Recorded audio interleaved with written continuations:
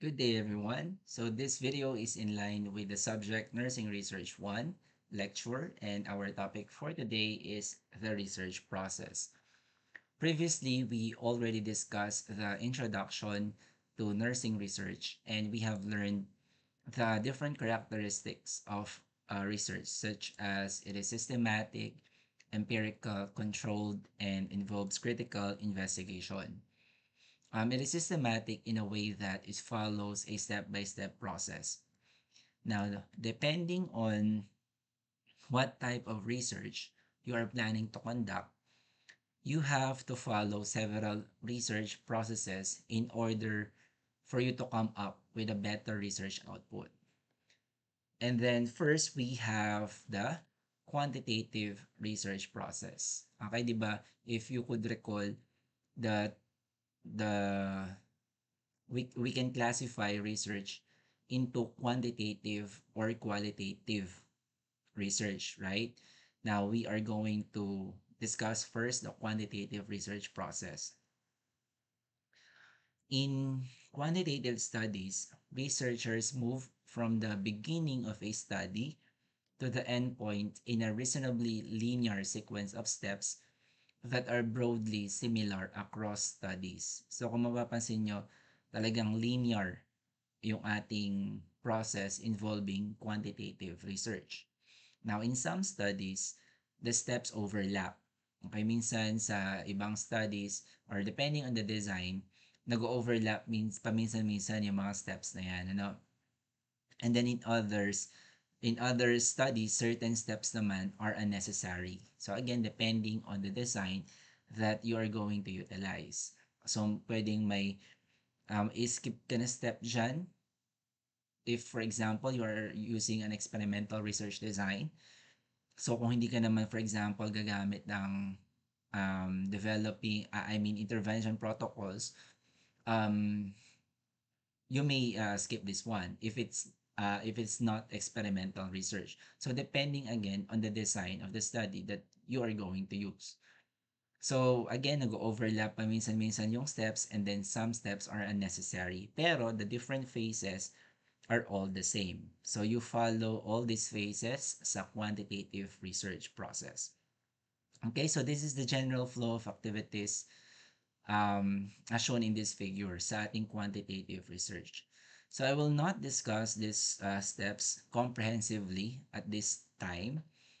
I will just be reading them, yung different phases and the different steps under them. Kasi each phase, dadaanan natin lahat yan in creating your research paper. So, nandito pa lang tayo sa simula and then tatapusin natin hanggang sa dissemination phase. That is, uh, hanggang sa susunod na semester ninyo. So, again, hindi ko i-discuss comprehensively. So, I will discuss them kapag nandun na tayo sa phase na yon. So, I'll just go over with the research process very quickly. So, the phase 1, you have the conceptual phase and we have 5 steps. This is where you formulate your problem, you review your related literature, undertake clinical field work, define the framework and the different definitions, and then you formulate your hypothesis. So all of these steps are under the conceptual phase. After you are done with your conceptualization, you now proceed to the second phase, the design and planning phase. So definitely we have 7 steps here.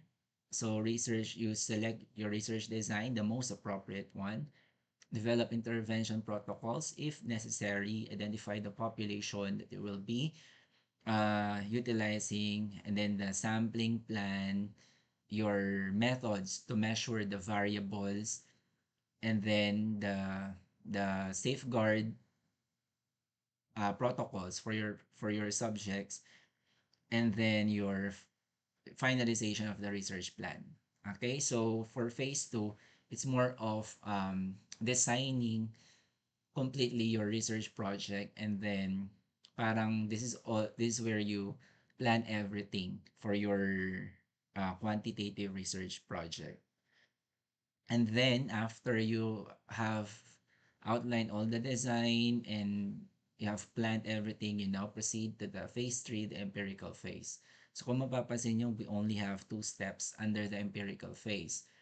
But it doesn't mean na madali siya or mabilis lang siya. Actually, the empirical phase is one of the most time consuming because this is the part where you collect the data from your respondents or participants, and this is where you prepare the data for analysis. So it's time consuming, and ayun, pero we only have 2 steps. Pero again, it doesn't mean na madali lang to. So that is the third phase, the empirical phase. After your data collection and preparation of the data, the next phase is the analytic phase. This is now where you analyze the data. You may use a software in doing so, or you may ask for the assistance of a statistician. And then you also interpret the results here. So it's like in phase 4, you are finalizing your written output as well, your manuscript. And then phase 5, this is the dissemination phase. So this is where you communicate your findings to the involved, I mean to the public, or to the person or people who would benefit from your study. And then this is where you utilize the findings in practice. Okay, so those are the processes involving quantitative. So we have 5 phases and they are linear. Okay, the structure in quantitative is like um rigid, and it is very structured talaga, very systematic talaga. So that's it. That is the overview kung ano yung yung pagdadaanan nating journey in creating your nursing research paper. Okay? And then now this one is for the qualitative research process. Quantitative research involves a fairly linear progression of tasks, di ba? And researchers plan the steps to be taken to maximize study integrity and then follow those steps as faithfully as possible. So, ganun sa quantitative, ano. Now, on the other hand, si qualitative studies naman, so the progression is closer to a circle than to a straight line. So, parang circular siya, no? Parang si qualitative. It is not linear. So, it's closer to a circle than a straight line. Qualitative researchers are continually examining and interpreting data and making decisions about how to proceed based on what has already been discovered. Just like this one. So we have more like 4 main activities or 4 main phases in qualitative research. You have planning the study. After you plan everything, you develop data collection strategies. Parang ano lang din, similar sa major phases ng ating quanti. Okay? And then after you develop your data collection strategies, you gather and analyze data. And then in gathering and analyzing data, for example, nandito ka na sa steps na to, you can go back to the previous step. Kung for example, may na-miss out ka or may kailangan kang baguhin. So you can go back to the previous step. And then you proceed to the next kapag ka okay na. So it depends on the qualitative researcher. It depends sa kanya. Okay? And base na rin sa data na nakukuha niya. Okay? As the data or as the research study, um, tawag dito, immerse, or I mean, as it is based on the data na nakukuha niya. Okay? As it comes, or as it was revealed by, for example, by the participants. Okay, so again, it's not in linear fashion, pero for qualitative, circular siya, and it is flexible. Okay, now because qualitative researchers have a flexible approach, it is impossible to define the flow of activities in a study precisely. So the flow varies from one study to another, and researchers themselves do not know ahead of time exactly how the study will proceed. Pero these phases or these major activities in qualitative research is here or is being indicated to us para may guide pa rin tayo of what are the steps na kailangan nating gawin. Okay? So again, quali is more flexible than quantitative. So it's up to you kung anong gagawin nyo for your research, for your RLE, kung ano yung isasuggest niyo for your topic presentation or title presentation, if it's qualitative or quantitative. Ang mahalaga is make sure na alam or may background kayo sa gagawin. Anyway, your professors naman, your assigned RLE professors will guide you rin in your research project. Okay? Pero again, ang main focus natin for our lecture is quantitative research process. So yun yung mas pagtutuunan natin ng pansin. Okay, so ayun na nga, we are now going to start our journey and we are now going to start the conceptual phase of the quantitative research process. And as mentioned, di ba, the first step in the conceptual phase of a quantitative research process is formulating and delimiting the problem. Okay? Now, early steps in a quantitative study typically have a strong conceptual or intellectual element. Now, these activities include reading, conceptualizing, theorizing, and reviewing ideas with colleagues or advisors. And yun na nga, first of which is formulating and delimiting the problem. So, formulating and delimiting the problem, first and one of the most important requirements of the research process is for you to be able to delineate the study area.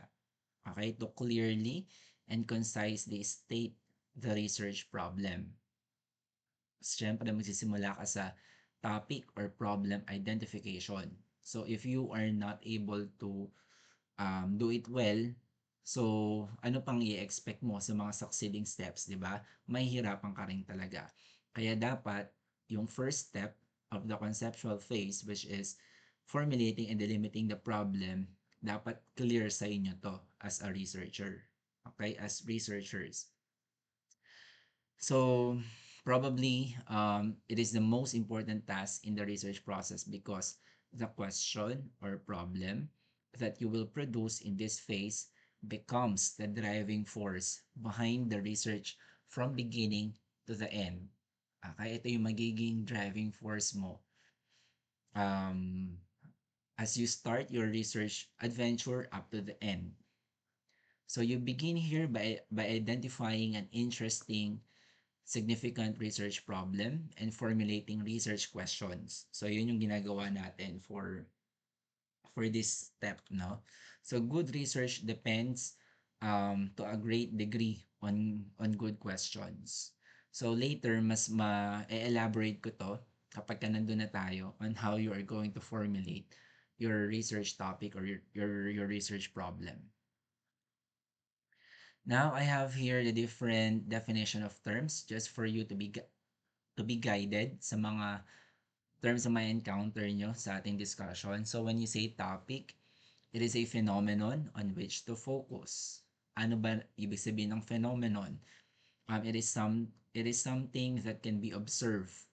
Pwedeng event yan or an interesting fact. Basta anything that can be observed and studied and that typically is unusual or difficult to understand or explain fully. Okay, for example, tardiness. So that can be a phenomenon. Another dito in our example topic, side effects of chemotherapy. So that is an example of a topic. So now, what is a research problem? It is any significant, enigmatic, such as puzzling or mysterious, perplexing or troubling condition which requires reflective thinking. So, yun yung ating definition of research problem. So, basta anything na it puzzles you, anything na nare-raise mo as a question or any problem na na-encounter mo, na-experience mo, that can be a research problem. Basta ang mahalaga again is wala pang sagot sa tanong na yon. Okay? Or hindi mo pa discover yung sagot sa tanong na na-identify mo. Okay? So your research problem help determine the direction of subsequent inquiry, and it address what will be studied. Okay? So that is the research problem. Okay, so example, you are beset by a problem of year-by-year flash floods in your community. So perhaps you can examine the neighborhood lifestyle.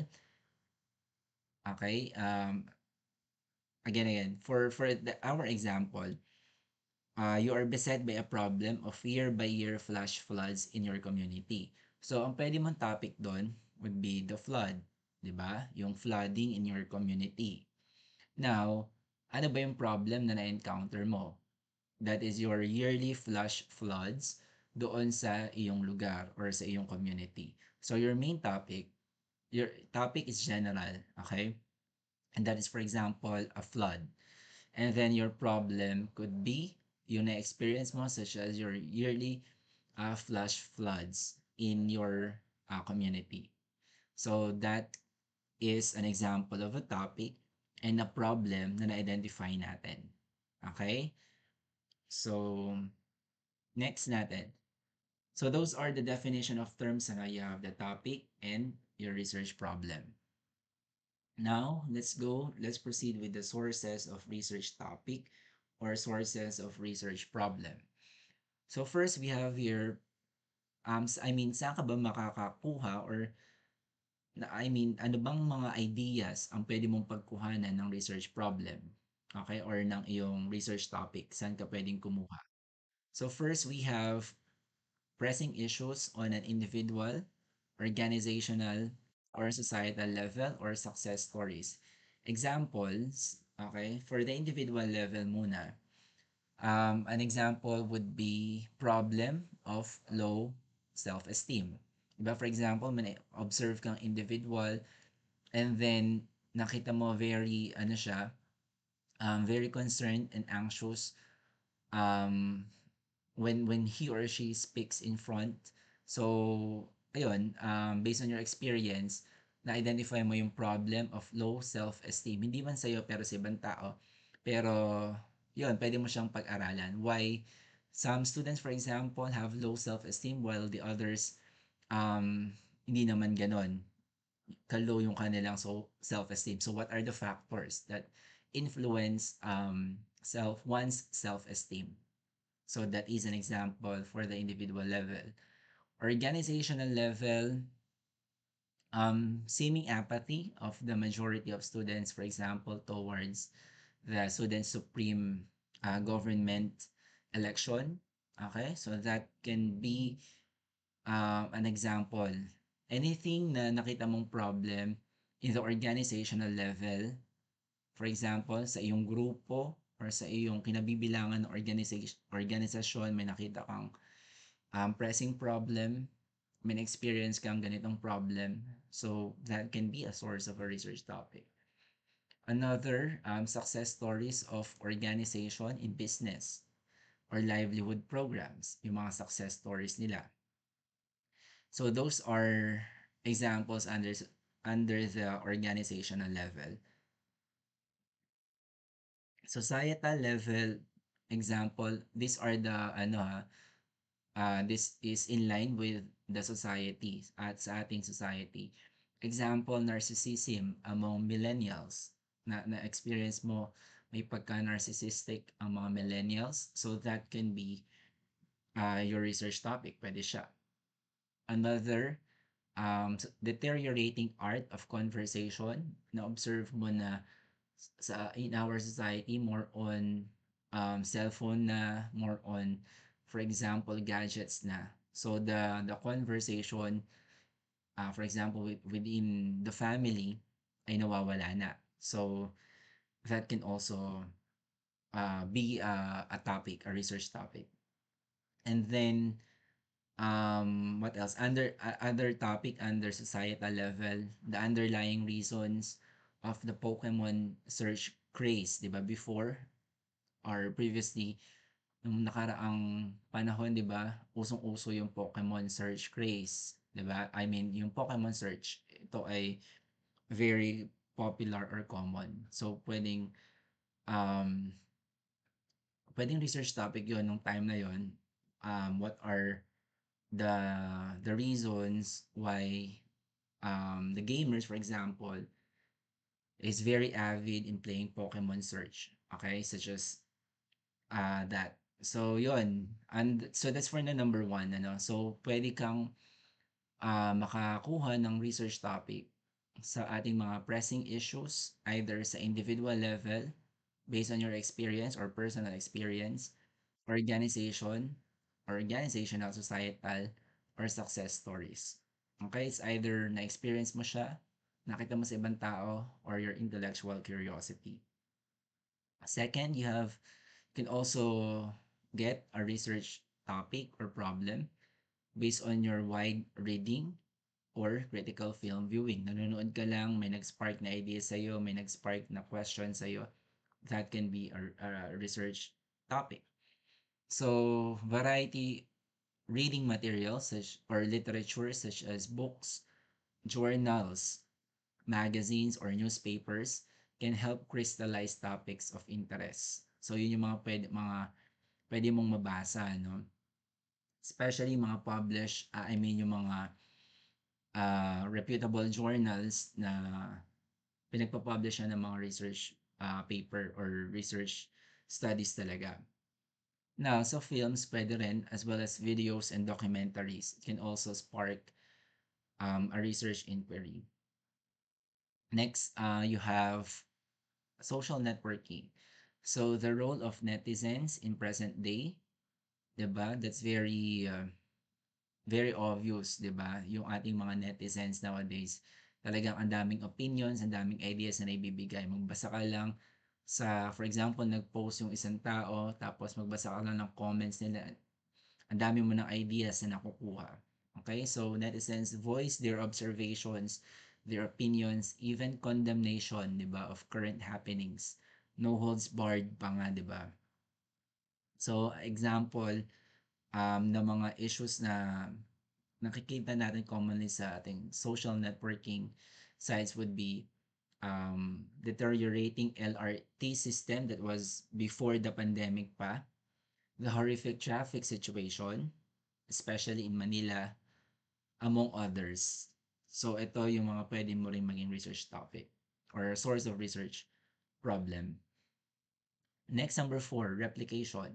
So, sa mga theses and dissertations, they are good sources of topics. Again, yung mga thesis, yung mga nagawa na, and dissertations na gawa na rin can be found in your library. They are good sources of topics. Magbasa ka lang din talaga. So, the thesis or dissertation page showing recommendations for further study is a must read as well as the critical literature review. So, yung part na yon, okay, yung part na recommendations for further study, yun yung part na tingnan nyo and then may suggestion yung researcher doon kung ano yung pwede nyong gawin after the thesis or dissertation na nakompleto nila. Okay? So, yun yung mga parang future directions, okay? Future recommendation para gawin ninyo. So, pwede nyo i-replicate or pwede kayong makakuha ng mga ideas doon. Okay? You can replicate previous studies, pero you will utilize a different design or, for example, a different population or different setting. Okay? So, that's how we replicate. Next, lectures, talks, and seminars, okay, such as from your mentors or from your colleagues. So these are the breeding grounds or the breeding ground of ideas. So many researchers have claimed that their research topics were offshoots of ideas heard in lecturers or even during the open forum. So maraming mga researchers ang nakakakuha talaga ng ideas, okay, na sa kanilang research topics or para sa kanilang research paper while listening to a colloquium, for example, or a seminar or sa mga speech ng mga researchers. So that can be a source of a research topic. And then finally, number six, gray areas. Okay, gray areas or the gaps. So these are the points of interest but very little is known about them. Kaya siya tinawag na gray areas. It is not well understood or konti pa lang yung information available in the literature. Okay?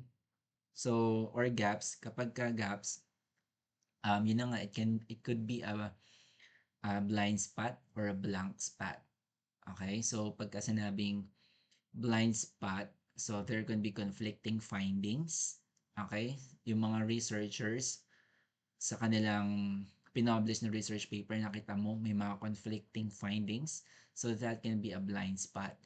Pag sinabi naman blank spot, ibig sabihin, gray areas to, blank pa, konti pa yung information available. So, yun yung types of gaps na meron tayo, a blind spot or a blank spot. Okay, so an example of gray area would be, ito ano, is female circumcision still practiced among specific groups of people? Or, another example, what is life like after the rescue of trafficked women or rape victims? Although medyo sensitive yung topic, okay, pero, ayun, that could be, um, kasi gray areas kung hindi pa lang yung information na meron tayo. So that can also be a source of a research topic. Okay, next natin would be the research topics to be avoided. So ito very quickly lang. So these are the topics that you have to avoid. Yun na nga, controversial. First, you have controversial topics. So these are the topics. Yung kanina, pwede siya. Okay, since sensitive topic siya. Pero again, you have to adhere lang sa mga ethical considerations. Okay, na kailangan i-follow or observe in conducting a research project. Now, yung mga controversial topics, you have to avoid that. Okay, so these are topics that depend greatly on the writer's opinion, which may tend to be biased or prejudicial. So, yun yung mga controversial topics natin. Ito yung mga topics na highly opinionated, okay, na pwedeng maging super bias yung isang researcher or writer. Okay, so you have to avoid controversial topics. Second, highly technical subjects. So, ito, highly technical subjects are not advisable. This is not advisable for beginners, no? Too advanced kasi siya kapag highly technical, it is too advanced and it requires vast experience. So, kapag highly technical again, pwede naman siyang ma-push through depending on your advisor or your professor. Pero you have to be guided. Dapat guided kayo by a professional. Kung ang pipiliin yung topic is talagang highly technical. Okay, for example, an experimental research involving animals, for example, or involving um, mga subjects. Okay? Human subjects, pero that requires ethical approval. Okay? Again, you have to be guided by your advisor. Third, you have hard to investigate subjects. So if there are no available reading materials or materials are not up to date, so that's a hard to investigate subjects. Yung mga wala ka halos makitang literature. So ito yung mga ito yung mga gray areas na diniscuss natin kanina. Although pwede siya, pero again, on your part, mahihirapan kayo. Kasi nga, kulang yung available literature or yung mga reading materials So as a novice researcher, baka medyo magkaroon kayo ng challenges on that part. Pero kapag kayo ay mga experience na talaga, pwede na kayong pumunta dito sa highly technical tsaka sa hard to investigate subjects. Pero as of now, since you are just like a novice researchers, you can avoid this one. Next, you have two broad topics. So this should pagka broad topics, you should narrow or limit the topic. Okay? Hindi pwedeng masyadong broad yung topics na na-identify ninyo. Okay? Kapag broad, that is unresearchable. Okay? Mahirap. Hindi mo alam kung saan ka mag-focus. Hindi mo alam kung ano yung goal mo talaga kapag ka too broad. Same goes kapag ka too narrow yung topic na na-identify mo. Kapag ka too narrow naman, very specific ka or very limited lang yung magiging topic mo. So, hindi rin siya advisable. So, too narrow or too broad topic, we have to avoid them. Okay, and then finally, yung mga vague subjects natin. So, vague subjects are subjects that are not clear or very general. Okay, yung subject or yung topic. Example, some remarkable traits of a Filipino. Yung some, ano yung some na to? So, very vague, very unclear, di ba? And then, yung mga indefinite adjectives like several, many, some, among others, yun dapat hindi natin siya ginagamit na I mean, hindi siya ginagamit especially sa title of your research, dapat wala yun. Hindi natin siya makita. Kasi that is so vague, that is indefinite. Okay? It is vague enough to decrease readers' interest and curiosity. So these are the research topics na you have to avoid as a novice researcher. Okay, so what are now the criteria for a good research? So first, you have researchability. So, the first criteria para masabi mong good yung research na identify mo is the researchability. Meaning it can be resolved through research talaga, and then it can be tested empirically. Pag sinabi natin empirically, di ba, it can be observed. It can be measured, okay, using your senses. So that is being empirical. Data can be collected to answer the question or resolve the problem. So, that is under researchability. Ibig sabihin, pwede kang mag-gather ng data to answer the question that you have identified. And then, remember, this one, si moral issues or something that involves value judgment, this one, it cannot be tested. Okay? Anything that involves moral issue, so that cannot be tested. Example, should assisted suicide be legalized? So parang I mean it involves morality. Okay? So yun na nga, problems of moral or ethical nature are incapable of being researched. Remember that, Again, problems of moral or ethical nature are incapable of being researched. So, hindi natin ginagawa ng research kapag something that involves moral or ethical in nature siya. There are no right or wrong answers kasi. Uh, Again, for our example, should assisted suicide be legalized? So, it depends on the opinion of the person. Okay? So, wala tayong right or wrong answer for this. Only points of view, and they are debatable. So, kapag debatable, hindi rin siya researchable. Okay? So, it is not researchable and not appropriate for scientific research. So, remember that. So, that's the first criteria, researchability. Second is significance. So, it matters what the answer is. So, kapag gagawa tayo ng research paper, remember, it will matter whatever the answer to your research problem is. So, dapat nagmamatter siya. Okay? And then, so what if you know the answer? Meron bang significance yung answer na makukuha mo to the problem that you have identified. Okay? So, pag nakuha mo yung, for example, nakapag-identify ka ng problem. So, pag nalaman mo yung answer, what's next? Okay? May importance ba siya? May significance ba? So, you have to answer that. Is it worth the time, effort, and money? At sagutin nyo rin muna to before you proceed or before you come up with your final research topic.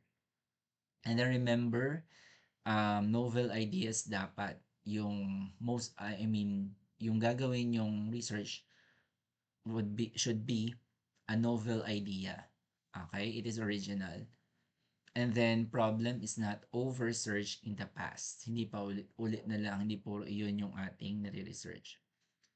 So if you think your problem is significant and will benefit the society in general, then go ahead, continue with the research topic or research problem that you have identified. Okay? Basta significant siya and will benefit the society in general. Okay, third criteria, you have feasibility. So first, under the feasibility, you have time and timing.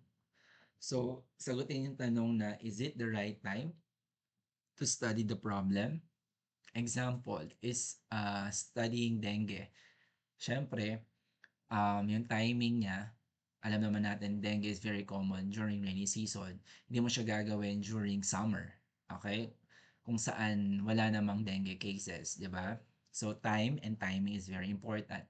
So, timeliness and then time duration to complete the study must also be considered. Okay, so that's time and timing. Next would be availability of study participants or yung mga subjects natin. So may topic ka nga, pero the question is, available ba or willing ba yung mga participants or yung mga subjects mo? Okay, are they willing to participate or do they meet the criteria na isa-set mo? So tingnan mo muna kung meron kang respondents or subjects. Next letter C, facilities and equipment. Are the facilities and equipment available? Meron ka ba nun? Baka wala naman facilities pala or wala namang equipment. Cost or money. So, supplies, study participant cost, incentive for cooperation if necessary, lab fees, computer usage, etc. Yung mga gagastusin mo. Okay, yung money, baka napakalaking resources pala na kailangan mo. So, it is not feasible. Okay, dapat within your capability lang. And then, research qualifications. Baka pang mga professionals na pala yan. Hindi na pala pang nursing students yung gagawin mo. So, tingnan mo muna. Baka highly technical yan. Okay, so, next, ethical considerations. If it involves human participants and merong affectation sa kanila, dapat i-consider yon. Anyway, meron naman tayong review ethics committee. So your research project will undergo sa review na yon to check if walang maba-violate na human or animal rights. Next, the procedures are technically possible. If you have to check if possible ba lahat ng procedures na identify nyo. And then peer and administrative support. So will it be supported by your peers or by your administrators or by your professors or your advisors? Yeah, so you have to always have to check on them from time to time. Okay? So mahalaga yung approval ng inyong advisor or ng inyong professor. And then finally, criteria for a good research is the interest of the researcher. Definitely, kayo yung gagawa niyan, yung topic or problem na ma-identify nyo should be of your interest. Okay? You are personally motivated and gusto mo yung ginagawa mo. That's very important. So those are the criteria for a good research. Okay? So you check the researchability, the significance of your study, the feasibility, and if it interests you as a researcher. So those are the criteria. Okay, so ito lang just to give you a heads up, we have levels of inquiry. So usually sa academic research hanggang type 2 question or type 2 level of inquiry yung acceptable. Okay, so for type 1 kasi, it includes questions where there is little knowledge. So you most of the time you only use one variable. Okay? Ito yung kadalasan, yung extent or the degree. Example, what is or what are. So ito yung mga kadalasan ginagamit natin ng mga research question sa type 1 or sa first level of inquiry. Okay? So again, parang basic ano lang to, basic research or napakasimple lang ng research na gagawin mo kapag itong level of inquiry type 1 lang yung gagamitin mo. So example, what are the methods used by breastfeeding women to prevent and manage nipple pain? So that is an example of type 1. So ito yung what are or what is research question lang. Okay? So next we have type 2. So for type 2, an example, it determines the relationship between two or more variables. Ito yung kadalasang ginagamit for type 2 question. Determining the relationship between the variables that you have identified. Example, what is the relationship between the pre-op teachings with the post-op recovery of cesarean women? So it's about, this one is correlational. Okay, correlational study. So yun, dito tayo papasok, yung academic research natin, at least sa second level of inquiry or type 2 question tayo. And then yung type 3 question natin, it tackles variables with assumed relationships. So ito, it involves cause and effect, and ito is the third level or type 3.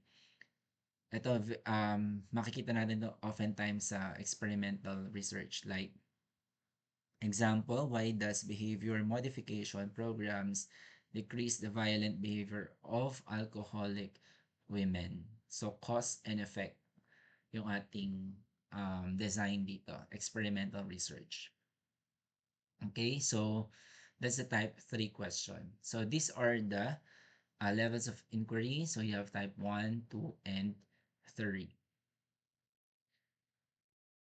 Okay, so yun yung mga concepts na under the step 1 of your research, of your formulating and delimiting the problem. So we are under the conceptual phase. Yung susunod nating topic, the next part will be all about how you're going to write your statement of the problem. Again, yung susunod nating topic will be about thesis writing, wherein I will be teaching you how you are going to write your uh, statement of the problem. So you may rest for a few minutes and then go back afterwards para ma-refresh ka. Okay, if you are now nakapag-recharge na, we can now start or we can now proceed to the next part. So this one, another definition of terms. Again, in this uh, part, I will be discussing how you are going to write the statement of the problem sa inyong research paper. So let us have first the definition. Pag sinabing statement of the problem or SOP, kadalasan narinig ito as SOP. So in general, it articulates the problem to be addressed and indicates the need for a study. So ito yung dito mo makikita yung talagang pinaka-topic or problem na na-identify in your research. Okay? So this can be in interrogative or declarative form.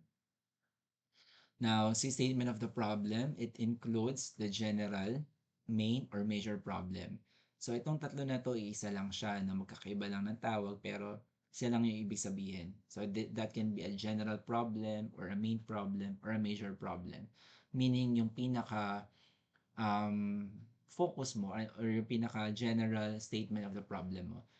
And then you have the specific questions. So, all of this um, or under the statement of the problem. Later on, i-elaborate ko, no? So these are just the definition of terms. Next, you have purpose statement. So pag sinabing purpose statement, it provides why the study is being done. So again, why the study is being done. So that is purpose statement. So it is the researcher's summary of the overall goal of the study. Pag sinabing purpose, it is the goal, it is the aim of the study. It is in declarative form. Tandaan, purpose statement is in declarative form, usually one to two clear sentences. And then we can readily identify here the main or the general problem of the study. Kasi kapag nag-formulate ka ng purpose statement, nakikita mo na din doon yung um, problem or the general or the main problem of the study. Okay? So, to give you an example, ito siya. So, ito yung generic format that you can use kapag kayo ay gagawa ng purpose statement. So, the goal, pwedeng ito yung mga gamitin mong terms. Goal, purpose, intent, aim, or objective. Either of this. Okay? So, pwede mo sabihin the goal of this study is, or the purpose of this study is, or the objective of this study is. And then include mo yung nature of inquiry, yung phenomenon, and group or setting under study for qualitative yon. Okay? Or for quantitative. So, dito, I will elaborate on this kapag ka nandun na tayo. Pero again, I'm just giving you the definition of terms. Specific example ng purpose statement natin. Ito, the purpose of the study is to gain the family caregiver's perspective of dealing with urinary incontinence for the care of recipient who lives in home setting.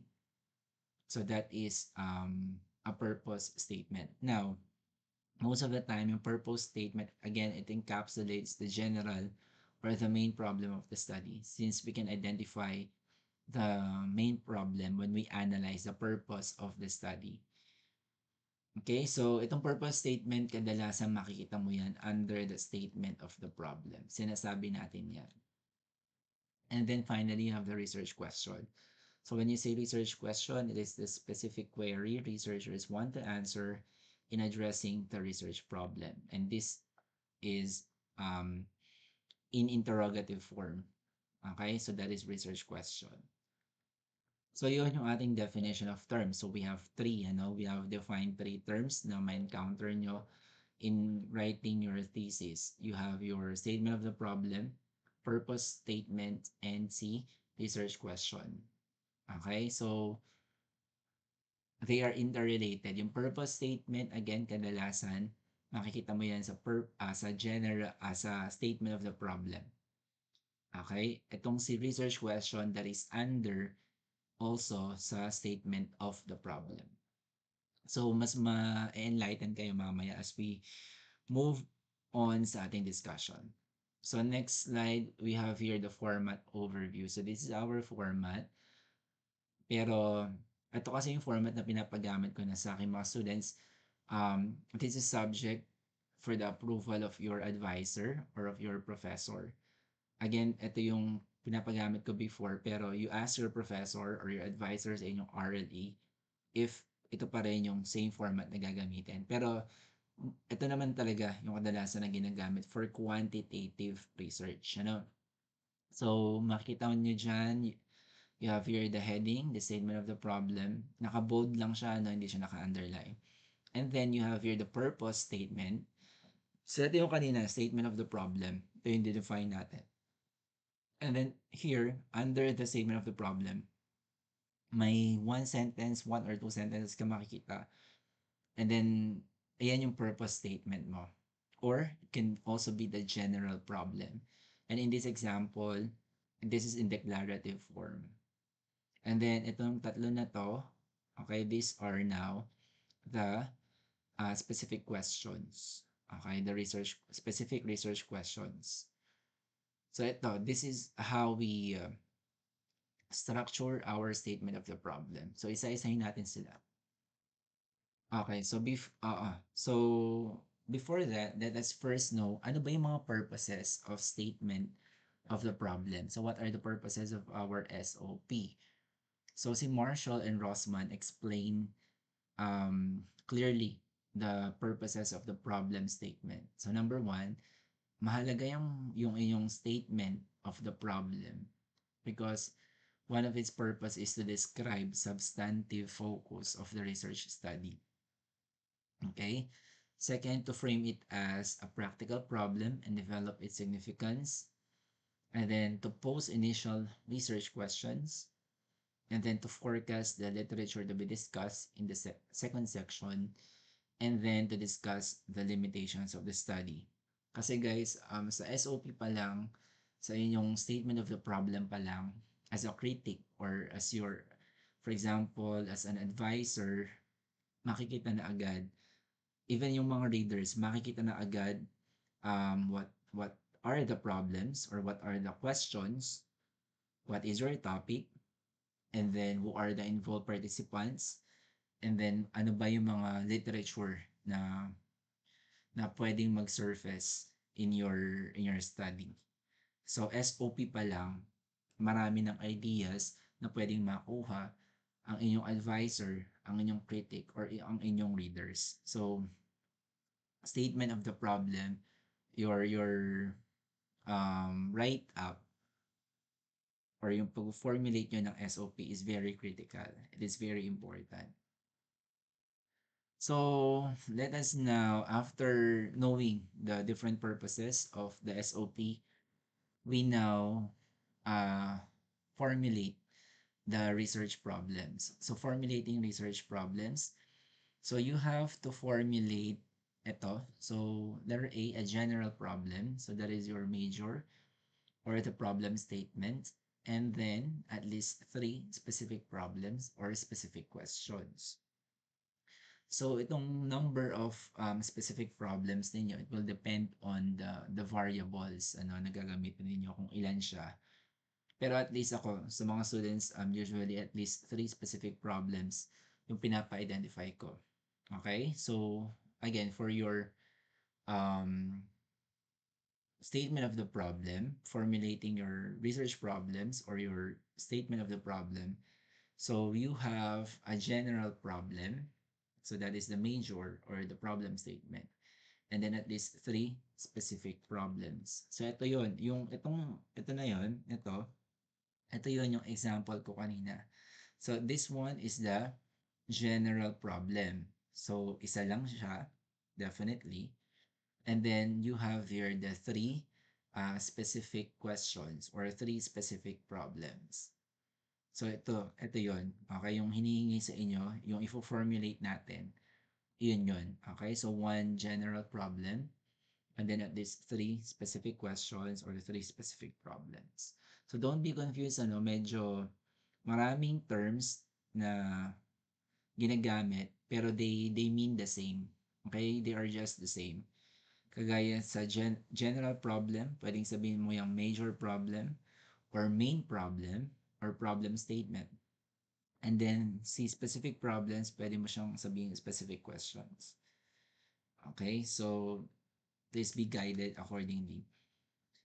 And then, so yun, we now, sige, isa-isahin na natin. So, we're now going to start with, so dito muna tayo. So, general problem. How are you going to write your general problem or the major or the main problem statement? So, itong general problem natin, this provides a direction and overall picture of what the researcher aims to achieve. So, most of the time, it is also the purpose statement. Si general problem, ini-state natin siya as purpose statement. Again, mahalaga sa general problem because it provides a direction and overall picture of what the researcher aims to achieve. So it articulates the problem to be addressed and indicates the need for a study. Ito yung pinaka-problem na pagbabasihan ng iyong research. Okay, dito iikot yung iyong research paper sa problema na ito. Kaya siya tinawag na main problem, general problem. So usually, it is in declarative or narrative form. Pero in other uh, university, iba yung format nila. It is in, for example, interrogative form. So, depending on the university format. Pero sa atin, I will be asking you to have it in declarative form. Okay, so it should your general problem dapat makita diyan, ma-identify what are the key variables. So pag sinabing variables, it is something that varies among subjects. Dapat ma-identify or clearly makita yung variables under investigation. And then also, dapat makita dyan yung participants or the population of the study.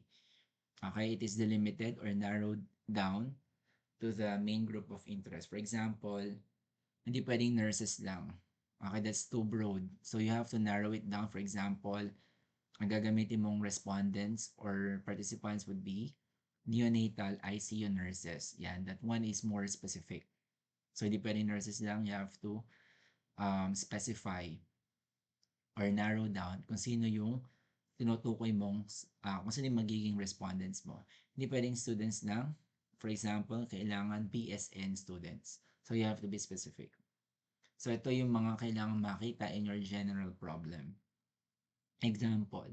So ang topic natin, for instance, is student nurses images and views in medical surgical nursing. So this one is like a qualitative research, ano.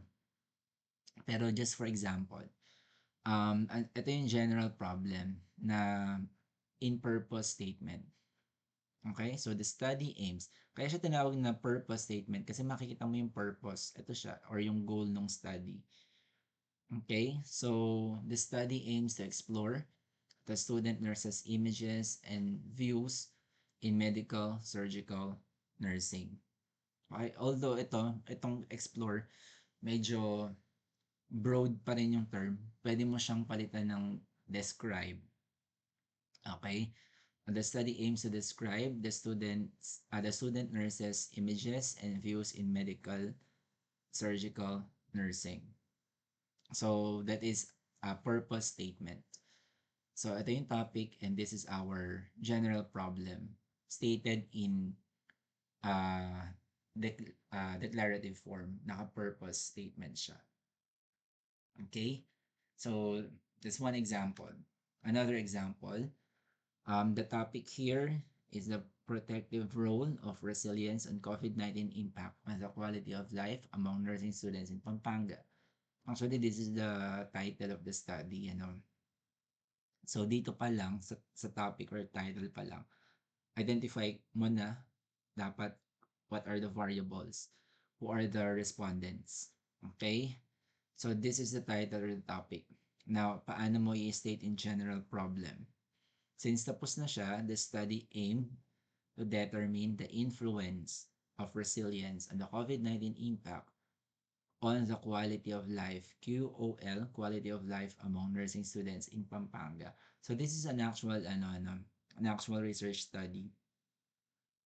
So this is how you formulate the general problem of your study. Okay? So naka-declarative tayo. So, yun, the study aimed to determine the influence of resilience on the COVID-19 impact on the quality of life among nursing students in Pampanga. So, who are the respondents? Nursing students in Pampanga. What are you going to determine? The influence of resilience on COVID-19 impact on the quality of life. So, what are the variables? Ito yung mga, pag sinabing variables, something that varies from one person to another. So you have your resilience, okay? And then you have here the COVID, the quality of life, COVID-19 impact on the quality of life, okay? Among nursing students. So yun yung ating variables, okay? So resilience, that's the first variable, and then COVID-19 impact on the quality of life. So you see, sa general problem pa lang, ang dami ng sinasabi about your study. Kaya dapat clearly stated yung inyong general problem. Okay, specific problem or research questions. So this is another part of the statement of the problem. So pag sinabing specific problem, if it gives details of the research. So these are generated from the general problem. So ma-generate mo yung specific problem because your basis is your general problem. So it will stem, itong specific problem mo, it will stem from your general problem. Specific queries researchers want to answer in addressing the research problem. And ito, si research question or specific research problem. This is usually in question form or interrogative. Okay? Example, yung kanina example natin, si nursing students, ano to ha, sorry, di ko napalitan to. Nursing students, images and views in medical surgical nursing, di ba? So, that is a topic. Nursing students, images and views in medical surgical nursing. So, ano yung mga possible specific problems or research questions natin? Number one, again, in interrogative form tayo kapag specific problem or specific research questions. What are the nursing students' images on medical surgical nursing based on their drawing? So that's one specific problem or one specific question. Second, what are the nursing students' views on medical surgical nursing? So that's another specific question. Then finally, what learning theories are embedded on these images? So yun yung mga specific problems na pwedeng ma-identify natin based on the given topic. And then, ito pa yung another example natin. Ito yung si COVID pa rin kanina. Si protective role of resilience on COVID-19 impact on the quality of life among nursing students in Pampanga. So, ano yung mga specific problems or research questions natin for that? So, we have four. We have identified four specific research questions or specific research problem. First, what are the levels of resiliency of the nursing students? So that's the first. Second, what are the levels of COVID-19 impact in the quality of life of the nursing students? And then, is there a significant relationship between protective role of resilience and the COVID-19 impact in the quality of life among nursing students? You would see pala na application ng ating level of inquiry kanina. So you will see ito first level 1, level 1 and then this one, significant relationship, this is level 2, di ba? Type 2 question sa inquiry natin sa kanina, no? And then number 4, what program can be implemented to support the students uh, during the pandemic during the pandemic based on the results of the study. So, ito yung mga specific research questions crafted based on this topic. Okay, so again, I will have a separate video ano para ano ma-identify ninyo about the variables. Okay, I will create a separate video on how you can identify the variables in your study. So kasi yung specific problems or specific research questions, ma-identify nyo siya based on the variables na meron kayo. Okay?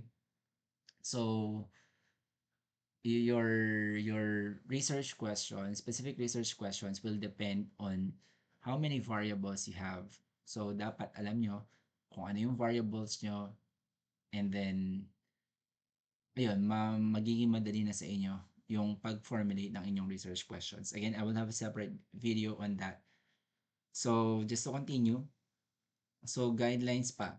So, yon yung how do we formulate um, the the general problem and the specific problem or the specific research questions. That is for the statement of the problem. Now, what are the other guidelines pa in formulating research problems? You have to avoid um, asking questions that are answerable with yes or no.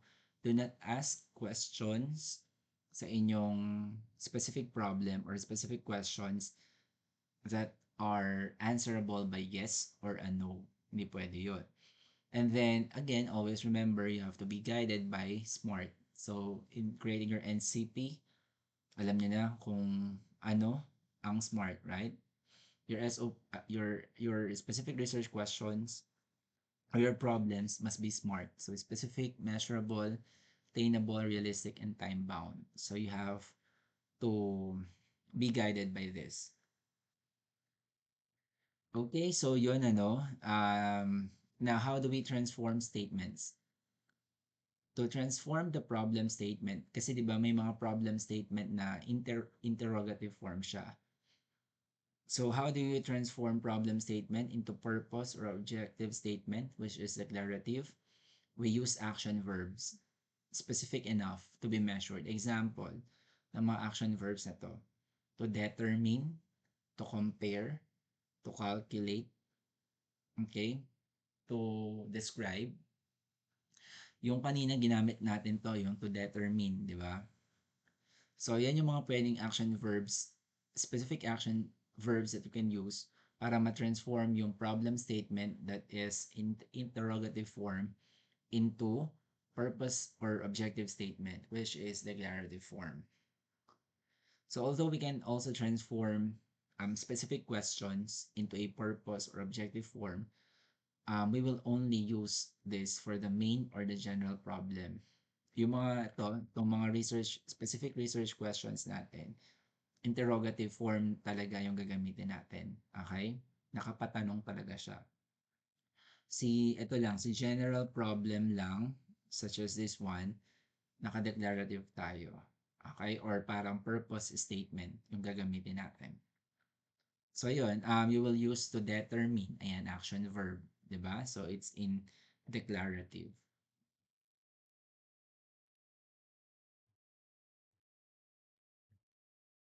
Okay, so, another example.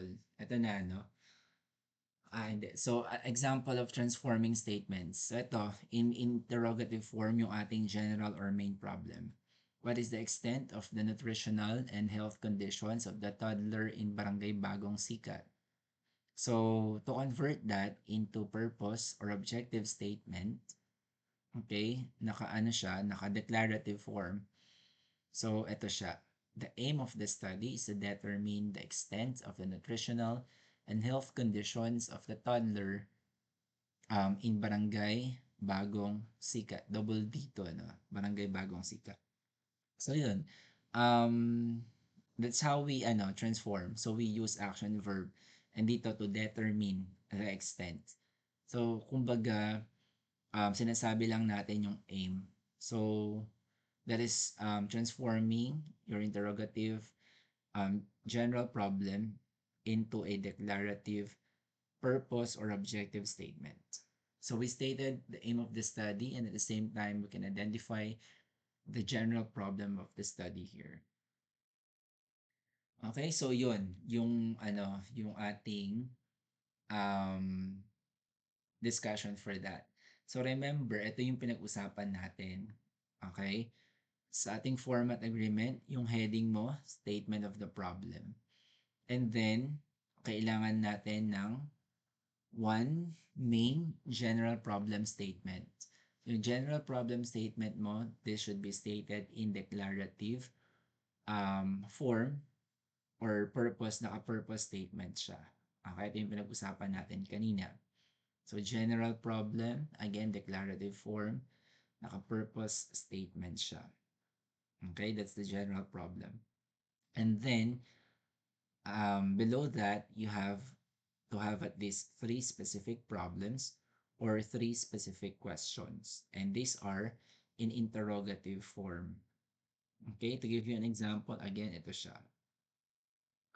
So, the topic here is narcissism in teenagers, root causes, manifestations, and interventions. So, this is the topic. And the statement of the problem. So again, itong unang sentence na magre-reflect under the statement of the problem is your purpose statement or the general problem. And again, they should be in declarative form. So example, Ito yung topic, ano, ito yung example ng general problem statement or purpose, na naka-purpose statement. So this study aims to investigate the root cause of narcissism as well as its manifestations and possible forms of intervention. And then, so that's the general problem, okay, in declarative form. And then it will be followed by your specific research questions or specific problems. So again, at least three. So susundan mo siya ng another statement. Ito yung usually na ginagamit. The study seeks to answer the following specific questions. So number one, what are the underlying causes of narcissism? Two, how has technology contributed to narcissistic behavior? And then number three, what are the manifestations of narcissistic behavior in adolescents? So basically, guys, what I'm showing to you is the formatting, kung paano nyo isusulat yung statement of the problem. Again, I will make another video kung paano mo ma-identify isa-isa yung iyong mga specific questions based on your variables. Okay? So ito lang yung composition ng ating statement of the problem. So the purpose statement or the general problem statement and your specific questions or specific problems.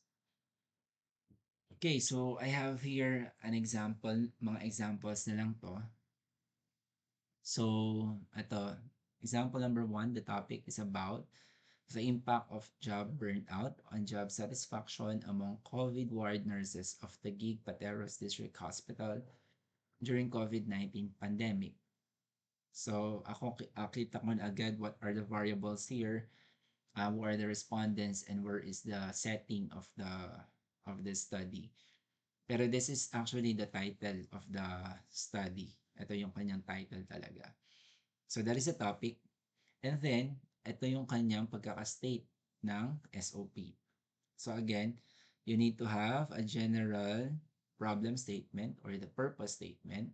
So that is in declarative form. And then it will be followed by the specific problems or specific research questions in interrogative form. So tingnan natin.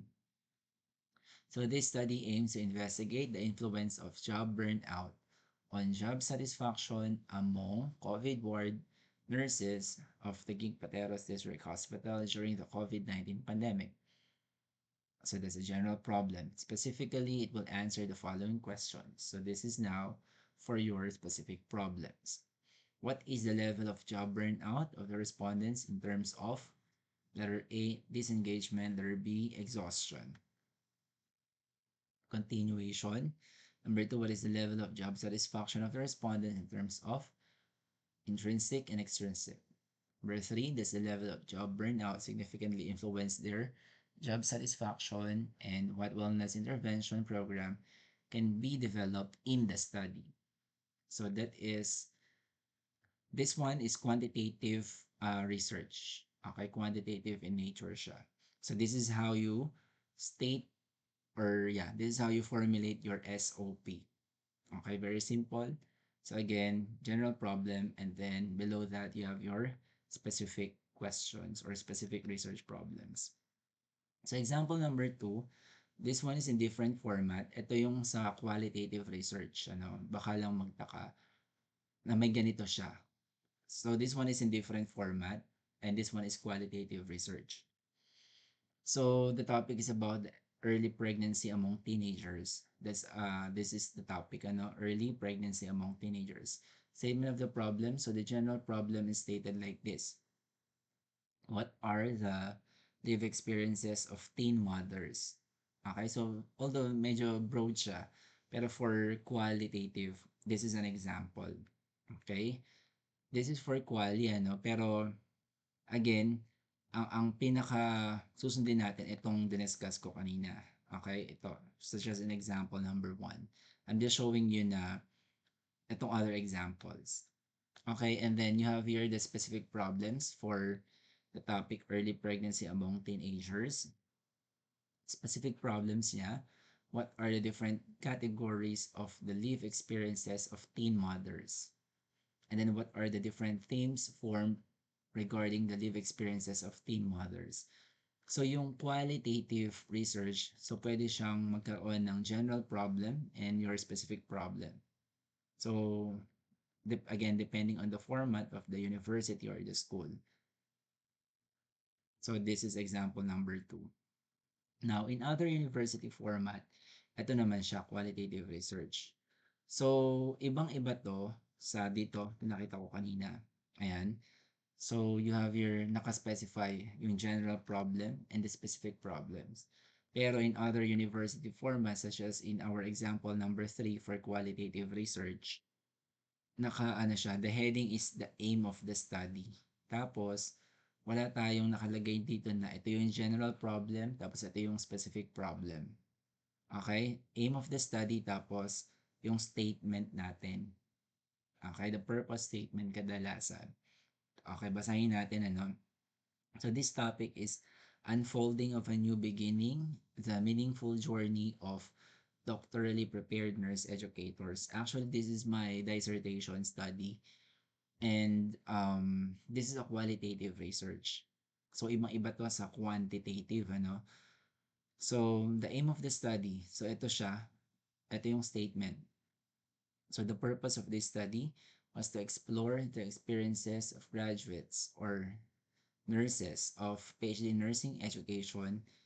And the central question of the study was, what are the lived experiences of PhD graduates in pursuing PhD nursing education? So, that's how we formulated kasi that's how we are taught kung paano i-construct yung ating aim of the study in qualitative research. And that is the university's format kasi. So the study also intended to describe participants' recommendations for supportive practices in pursuit of Doctor of Philosophy, and then so on. So I'm just showing you another example para lang may idea kayo at hindi kayo mabigla na sa ibang research or sa ibang nabasa nyong paper, ganito yung format niya. Okay? So again, it will depend kung quantitative ba yan or qualitative. In the journal, naka-IMRAD format pala siya. So, hindi nyo makikita mismong ganitong ganito yung pagkaka-state ng statement of the problem. Usually, ano lang siya, purpose statement. Such as, the aim of this study is to, ganun lang. Okay, hindi naka-specify yung na ito yung general problem, tapos ito yung specific questions. Okay, naka-IMRAD format kasi siya. So that's example number 3. And then again, just to remind you again, this is our format again, subject for approval sa inyong mga advisor or sa inyong professor sa RLE. Pero ito yung fina-follow natin ano. So again, our format for the quantitative, so statement of the problem, the purpose statement or yung ating pinaka-general problem na naka-declarative form. And then finally, the specific research questions. Okay, this one is interrogative form. Okay, so that is my discussion, our second lecture for the nursing research 1. And for the application time, so based on your chosen, so isip na kayo ng ng inyong research topic, possible research topics.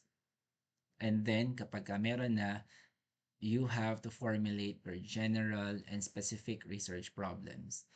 So again, statement of the problem, you have here the general statement or the purpose statement, and then you have here the specific questions. So ito yung kadalasan ginagamit. Specifically, it's six answers to the following questions. Wala na to. It's 6 answer to the following questions. And then interrogative form. So tatanong to for the specific questions. Okay, so ayun, be guided by your research advisors or yung mga mag-handle sa inyo sa RLE. And lagi kayo magpa-check sa kanila if you are on the right track. So yung sa akin, this is my lecture and this will apply sa mga may hawak ako sa RLE. Yung mga grupo na hawak ko sa RLE, this applies to them. Okay, so um, that would be all for our second topic, and I hope na na-enlighten kayo. If you have questions, we please raise them on our next meeting. So thank you very much for listening, and God bless you all.